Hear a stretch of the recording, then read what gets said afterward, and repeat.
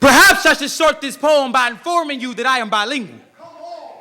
That the Queen's English that I speak so eloquently before you now is not my first language, no. My grandmother never used such diction when she spoke me up in the welfare line amongst the other dwellers. Or when she called down to me from the project window for dinner, no, we spoke a more southern fried English.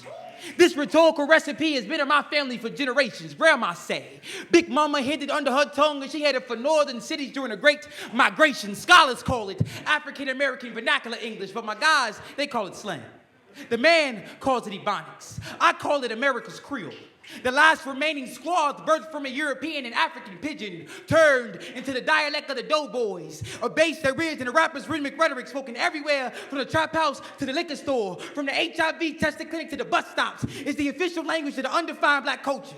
It is the native tongue to the underrepresented black American. And long before I received liberal art degrees and stood unopposing in academic settings, I was born on the south side of Chicago and managed to garner up enough street cred from the School of Hard Knocks to qualify me to teach you all of my language is essential. So excuse me as I give you Ebonics 101.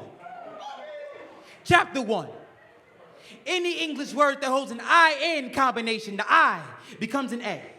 Like Billie Holiday couldn't sing, that girl could sing. If Martin did all that walking, I wonder if him feet stank. Traveled all the miles just to hear freedom rang. I wonder what he was thinking. Chapter 2. Any English word that holds an O-R combination, the R sound, becomes silent. Like Emmett screaming, don't beat me no more. Like Rodney screaming, don't beat me no more. Like Trayvon asking, what is you following me for? Chapter 3. Any English word that holds an ER combination where the ER becomes an A. Like in the great quote from the linguistic scholar, Miss Lauren Hill.